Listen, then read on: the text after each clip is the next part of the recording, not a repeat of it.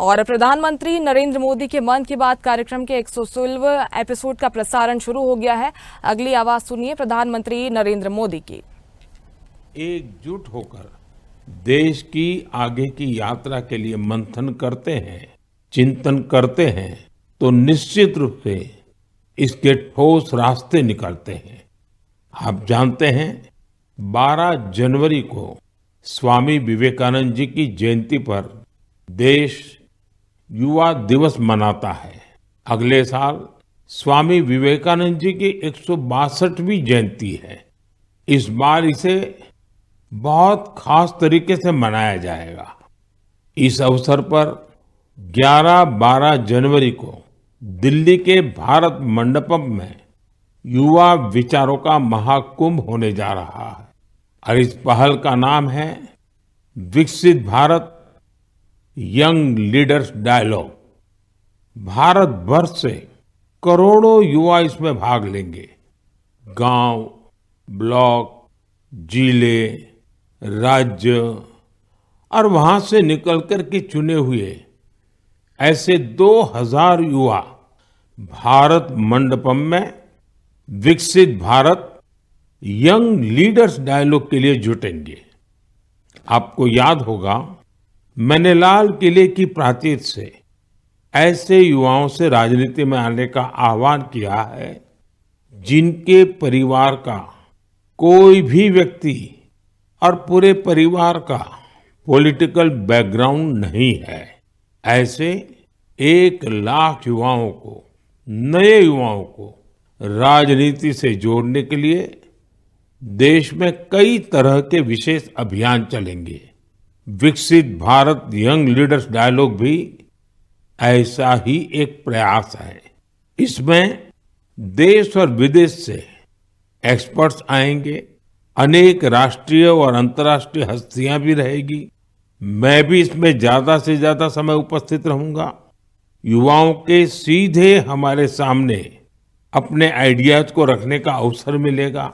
देश इन आइडियाज को कैसे आगे लेकर जा सकता है, कैसे एक ठोस रोडमैप बन सकता है, इसका एक ब्लूप्रिंट तैयार किया जाएगा।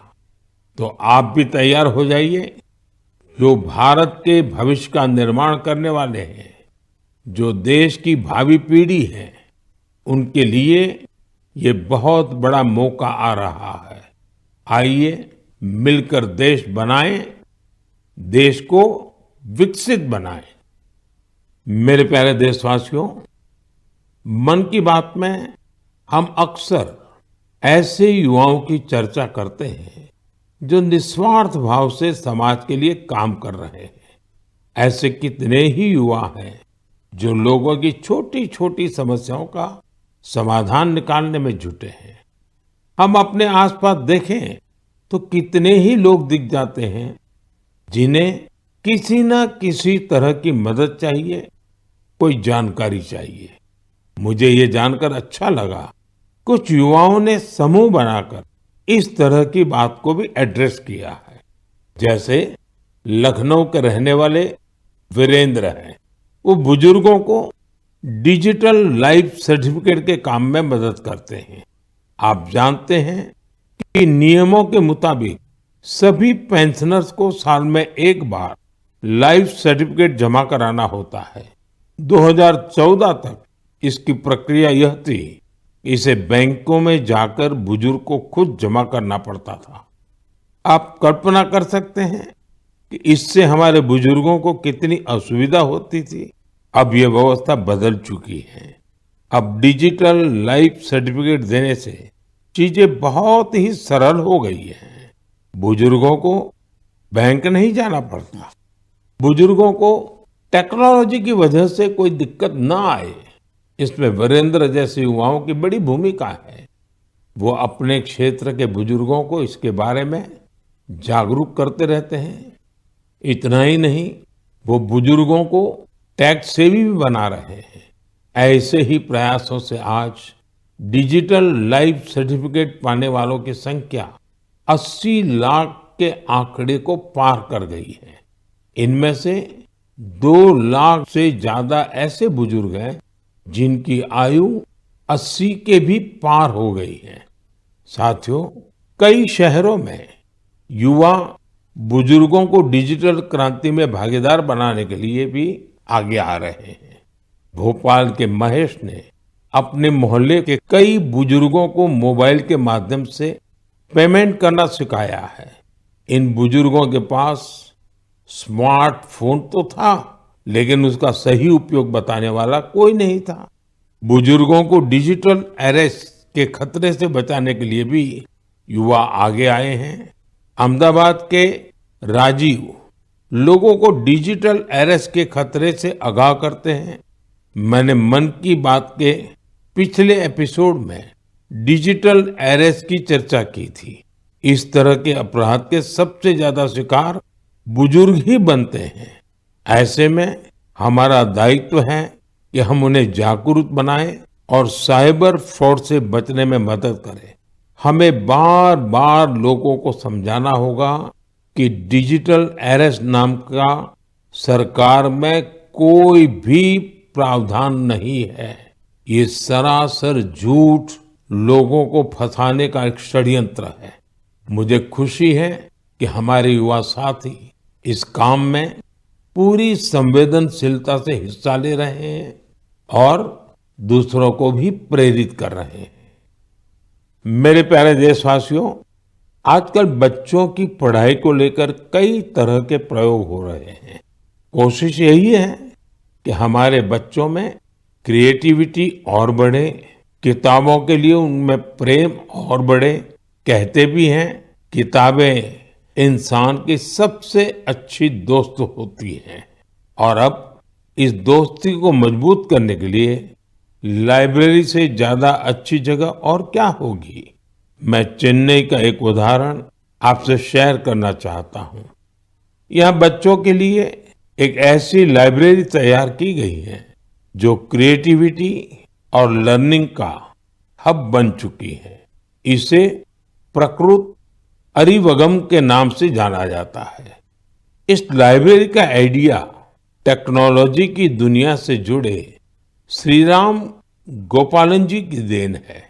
विदेश में अपने काम के दौरान वे लेटेस्ट टेक्नोलॉजी की दुनिया से जुड़े रहे, लेकिन वो बच्चों में पढ़ने और सीखने की आदत विकसित करने के बारे में भी सोचते रहे। भारत लौटकर उन्होंने प्रकृत अरिवगम को तैयार किया। इसमें 3000 से अधिक किताबें हैं जिन्हें पढ़ने के लिए बच्चों में होड़ लगी रहती है। किताबों के अलावा इस लाइब्रेरी में होने वाली कई तरह की एक्टिविटीज भी बच्चों को लुभाती है। स्टोरी टेलिंग सेशन हो, आर्ट वर्कशॉप्स हो, memory training classes, robotics lesson या फिर पब्लिक स्पीकिंग, क्या हर किसी के लिए कुछ न कुछ जरूर है जो उन्हें पसंद आता है। साथियों, हैदराबाद में फूड फॉर थॉट फाउंडेशन ने भी कई शानदार लाइब्रेरीज बनाई है। इनका भी प्रयास यही है कि बच्चों को ज्यादा से ज्यादा विषयों पर ठोस जानकारी के साथ पढ़ने के लिए किताबें मिले। बिहार में गोपालगंज के प्रयोग लाइब्रेरी की चर्चा तो आसपास के कई शहरों में होने लगी है। इस लाइब्रेरी से करीब 12 गांवों के युवाओं को किताबें पढ़ने की सुविधा मिलने लगी है। साथ ही ये लाइब्रेरी पढ़ाई में मदद करने वाली दूसरी जरूरी सुविधाएं भी उपलब्ध करा रही है। कुछ लाइब्रेरीज तो ऐसी हैं जो प्रतियोगी परीक्षाओं की तैयारी में स्टूडेंट्स के बहुत काम आ रही है। ये देखना वाकई बहुत सुखद है कि समाज को सशक्त बनाने में आज लाइब्रेरी का बेहतरीन उपयोग हो रहा है। आप भी किताबों से दोस्ती बढ़ाइए और देखिए कैसे आपके जीवन में बदलाव आता है। मेरे प्यारे देशवासियों, परसों रात ही मैं दक्षिण अमेरिका के देश गयाना से लौटा हूँ। भारत से हजारों किलोमीटर दूर गयाना में भी एक मिनी भारत बसता है। आज से लगभग 180 वर्ष पहले गयाना में भारत के लोगों को खेतों में मजदूरी के लिए दूसरे कामों के लिए ले जाया गया था। आज गयाना में भारतीय मूल के लोग राजनीति, व्यापार, शिक्षा और संस्कृति के हर क्षेत्र में गयाना का नेतृत्व कर रहे हैं। गयाना के राष्ट्रपति डॉक्टर इरफान अली भी भारतीय मूल के हैं, जो अपनी भारतीय विरासत पर गर्व करते हैं। जब मैं गयाना में था, तभी मेरे मन में एक विचार आया था, जो मैं मन की बात में आपसे शेयर कर रहा हूं। गयाना की तरह ही दुनिया के दर्जनों देशों में लाखों की संख्या में भारतीय हैं। दशकों पहले की, 200-300 साल पहले की उनके पूर्वजों की अपनी कहानियां हैं। क्या आप ऐसी कहानियों को खोज सकते हैं कि किस तरह भारतीय प्रवासियों ने अलग अलग देशों में अपनी पहचान बनाई, कैसे उन्होंने वहां की आजादी की लड़ाई के अंदर हिस्सा लिया, कैसे उन्होंने अपनी भारतीय विरासत को जीवित रखा। मैं चाहता हूं कि आप ऐसी सच्ची कहानियों को खोजें और मेरे साथ शेयर करें। आप इन कहानियों को नमो ऐप पर या माय गॉव पर #इंडियन डायस्पोरा स्टोरीज के साथ भी शेयर कर सकते हैं। साथियों, आपको ओमान में चल रहा एक एक्स्ट्रा ऑर्डिनरी प्रोजेक्ट भी बहुत दिलचस्प लगेगा। अनेकों भारतीय परिवार कई शताब्दियों से ओमान में रह रहे हैं। इनमें से ज्यादातर गुजरात के कच्छ से जाकर बसे हैं। इन लोगों ने व्यापार के महत्वपूर्ण लिंक तैयार किए थे। आज भी उनके पास ओमानी नागरिकता है, लेकिन भारतीयता उनकी रग रग में बसी है। ओमान में भारतीय दूतावास और नेशनल आर्काइव्स ऑफ इंडिया के सहयोग से एक टीम ने इन परिवारों की हिस्ट्री को प्रिजर्व करने का काम शुरू किया है। इस अभियान के तहत अब तक हजारों डॉक्यूमेंट्स जुटाए जा चुके हैं। इनमें diary, account book, ledgers, letters और टेलीग्राम शामिल है। इनमें से कुछ दस्तावेज तो सन 1838 के भी हैं। ये दस्तावेज भावनाओं से भरे हुए हैं। बरसों पहले जब वो ओमान पहुंचे तो उन्होंने किस प्रकार का जीवन जिया, किस तरह के सुख दुख का सामना किया और ओमान के लोगों के साथ उनके संबंध कैसे आगे बढ़े, ये सब कुछ इन दस्तावेजों का हिस्सा है। ओरल हिस्ट्री प्रोजेक्ट ये भी इस मिशन का एक महत्वपूर्ण आधार है। इस मिशन में वहां के वरिष्ठ लोगों ने अपने अनुभव साझा किए हैं। लोगों ने वहां अपने रहन सहन से जुड़ी बातों को विस्तार से बताया है। साथियों, ऐसा ही एक ओरल हिस्ट्री प्रोजेक्ट भारत में भी हो रहा है। इस प्रोजेक्ट के तहत इतिहास प्रेमी देश के विभाजन के कालखंड में पीड़ितों के अनुभवों का संग्रह कर रहे हैं।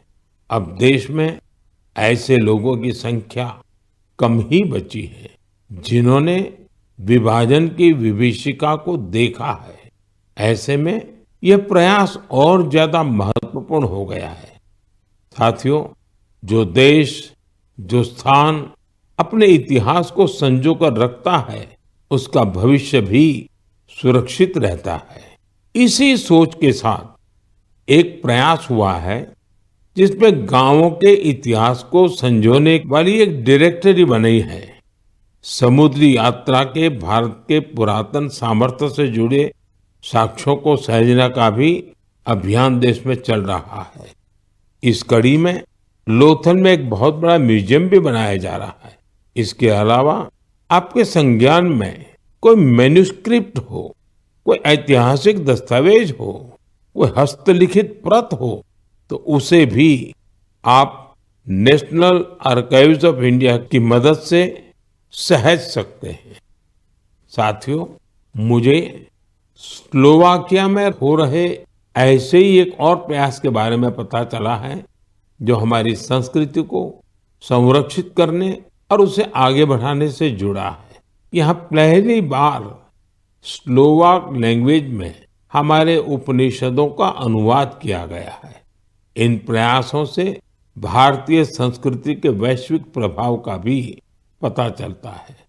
हम सभी के लिए ये गर्व की बात है कि दुनिया भर में ऐसे करोड़ों लोग हैं जिनके हृदय में भारत बसता है। मेरे प्यारे देशवासियों, अब मैं आपसे देश की एक ऐसी उपलब्धि साझा करना चाहता हूं जिसे सुनकर आपको खुशी भी होगी और गौरव भी होगा, और अगर आपने नहीं किया है तो शायद पछतावा भी होगा। कुछ महीने पहले हमने एक पेड़ मां के नाम अभियान शुरू किया था। इस अभियान में देश भर के लोगों ने बहुत उत्साह से हिस्सा लिया। मुझे ये बताते हुए बहुत खुशी हो रही है कि इस अभियान ने 100 करोड़ पेड़ लगाने का अहम पड़ाव पार कर लिया है। 100 करोड़ पेड़, वो भी सिर्फ 5 महीनों में। ये हमारे देशवासियों के अथक प्रयासों से ही संभव हुआ है। इससे जुड़ी एक और बात जानकर आपको गर्व होगा। एक पेड़ मां के नाम अभियान अब दुनिया के दूसरे देशों में भी फैल रहा है। जब मैं गयाना में था तो वहां भी इस अभियान का साक्षी बना। वहां मेरे साथ गयाना के राष्ट्रपति डॉक्टर इरफान अली, उनकी पत्नी की माताजी और परिवार के बाकी सदस्य एक पेड़ मां के नाम अभियान में शामिल हुए। साथियों, देश के अलग अलग हिस्सों में ये अभियान लगातार चल रहा है। मध्य प्रदेश के इंदौर में एक पेड़ मां के नाम अभियान के तहत पेड़ लगाने का रिकॉर्ड बना है। यहाँ 24 घंटे में 12 लाख से ज्यादा पेड़ लगाए गए। इस अभियान की वजह से इंदौर की रेवती हिल्स के बंजर इलाके अब ग्रीन जोन में बदल जाएंगे। राजस्थान के जैसलमेर में इस अभियान के द्वारा एक अनोखा रिकॉर्ड बना। यहाँ महिलाओं की एक टीम ने 1 घंटे में 25,000 पेड़ लगाए। माताओं ने मां के नाम पेड़ लगाया और दूसरों को भी प्रेरित किया। यहाँ एक ही जगह पर 5,000 से ज्यादा लोगों ने मिलकर पेड़ लगाए। ये भी अपने आप में एक रिकॉर्ड है। एक पेड़ मां के नाम अभियान के तहत कई सामाजिक संस्थाएं स्थानीय जरूरतों के हिसाब से पेड़ लगा रही है। उनका प्रयास है कि जहां पेड़ लगाए जाएं, वहां पर्यावरण के अनुकूल पूरा इकोसिस्टम डेवलप हो। इसलिए ये संस्थाएं कई औषधीय पौधे लगा रही हैं, तो कहीं चिड़ियों का बसेरा बनाने के लिए पेड़ लगा रही है। बिहार में जीविका सेल्फ हेल्प ग्रुप की महिलाओं ने 75 लाख पेड़ लगाने का अभियान चला रही है। इन महिलाओं का फोकस फल वाले पेड़ों पर है, जिससे आने वाले समय में आय भी की जा सके। साथियों, इस अभियान से जुड़कर कोई भी व्यक्ति अपनी मां के नाम पर पेड़ लगा सकता है। अगर मां साथ है तो उन्हें साथ लेकर आप पेड़ लगा सकते हैं, नहीं तो उनकी तस्वीर साथ में लेकर आप इस अभियान का हिस्सा बन सकते हैं। पेड़ के साथ आप अपनी सेल्फी भी mygov.in पर पोस्ट कर सकते हैं। मां हम सब के लिए जो करती हैं, हम उनका ऋण कभी नहीं चुका सकते, लेकिन एक पेड़ मां के नाम लगाकर हम उनकी उपस्थिति को हमेशा के लिए जीवंत बना सकते हैं। मेरे प्यारे देशवासियों, आप सभी लोगों ने बचपन में गोरैया या स्पैरो को अपने घर की छत पर, पेड़ों पर चहकते हुए जरूर देखा होगा। गोरैया को तमिल और मलयालम में कुरुवी, तेलुगु में पिच्चुका और कन्नड़ा में गुब्बी के नाम से जाना जाता है।